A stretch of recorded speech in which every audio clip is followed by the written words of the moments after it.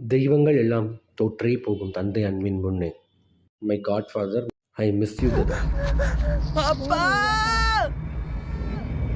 அப்பா அப்பா அப்படின்ற இந்த வார்த்தை வந்து எங்கள் லாங்குவேஜில் வந்து பார்த்தீங்கன்னா ததா அப்படின்னு சொல்லுவோம்.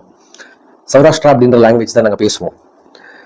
அப்பாவோட 13வது வருஷம் கம்ப்ளீட் பண்ணுற நினைவு நாள் அப்பாவுக்கு.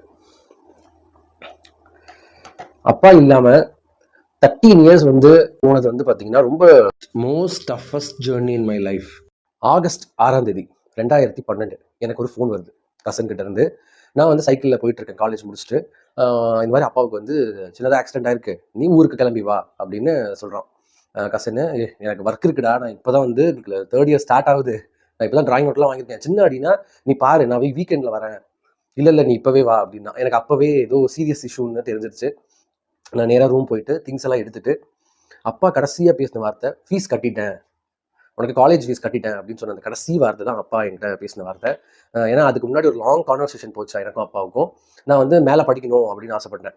எந்த மதிவானன் படிக்க மாட்டான் அப்படின்னு சொன்னாரோ அதே மதிவானன் படிக்கணும்னு ஆசைப்பட்ட அந்த நேரம் வந்து லைஃப் அப்படியே ஃப்ரீஸ் ஆகி ஹோல்ட் ஆகிடுச்சுங்க. முக்கியமான பேக் போனுங்க, ஃப்ரெண்டு, எனிமி எல்லாமே அப்பா தான். அப்பாவோட அந்த மெமரிஸ் பார்த்தீங்கன்னா, அப்பா வந்து ஒரு 6th கிட் வீட்டில், கடைசி கடைக்குட்டி சிங்கம் அப்பா.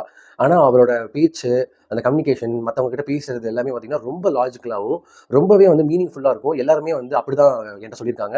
யார்கிட்டையுமே வந்து ஒரு ரொம்ப பேசவும் மாட்டார். அவர் பேசினாருன்னா அது கரெக்டாக இருக்கும், அதை ஏற்றுக்கிட்டு போயிடுவாங்க. ஒவ்வொரு நாளும் எந்திரிச்சு போகும்போது அந்த கனவுல அப்பா அப்படியே எந்திரிச்சு வர்ற மாதிரி இருக்கும். டைம் நான் மார்ச் வரை பார்த்தேன். ஃபஸ்ட் டைம் என் லைஃப்பில் court, police station, FIR, copy, case, வக்கீல் எல்லாம் பார்த்தாங்க. இன்னும் அந்த கேஸ் வந்து ஆல்மோஸ்ட் 10 இயர்ஸ் 12 இயர்ஸ் போச்சு அந்த கேஸ்.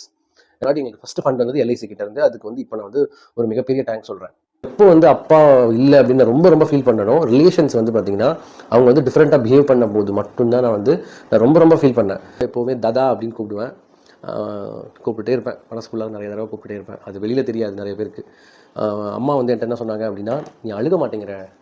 ஏன்னா ஃப்ராக்சர் ஆஃப் செகண்டில் வந்து இதெல்லாம் நடந்து முடிஞ்சதுனால எனக்கு என்ன நடந்ததுன்னே தெரியல. அடுத்த நாள் காலையில் வந்து தான் ரொம்ப அழுக ஆரம்பித்தேன். யாருக்கும் தெரியாது நான் அழுகிறது. ஏன்னா வந்து ஈவன் 1.5 நாள் வந்து நான் அம்மாக்கிட்ட எதுவும் இன்ஃபார்மே பண்ணல, அப்பா இறந்துட்டாரு அப்படின்னு. எனக்கு தெரியும் அரௌண்ட் 12:30 1 o'clock எனக்கு தெரியும் அப்பா வந்து பிரெயின் டெட் ஆயிருக்கு அப்படின்னு எனக்கு தெரியும். யாருமே வந்து மேக்ஸிமம் பேரண்ட்ஸை வந்து டிஸ்டர்ப் பண்ணாமல், தொந்தரவு பண்ணாமல் இருக்க முயற்சி பண்ணுங்கள். ஆனால் அப்பாவோட வேர்ட்ஸ் வந்து என் கூடயே இருக்குது. என்ன நடந்தால் என்ன அப்படின்னு ஒரு வார்த்தை சொல்லிட்டு தலையாக போயிடும், தலையை வெட்டிடுவாங்களா அப்படின்னு ஒரு வார்த்தை யூஸ் பண்ணுவார் அப்பா. டவுன் ஆகணும், என்னோட முதுகெலும்பு எப்பெல்லாம் அப்படி குமியுதோ அப்பெல்லாம் என் கூட வந்து அப்படியே சாமி மாதிரி நின்றுட்டு இருப்பார் அப்பா. Seriously I missing a lot அப்பா.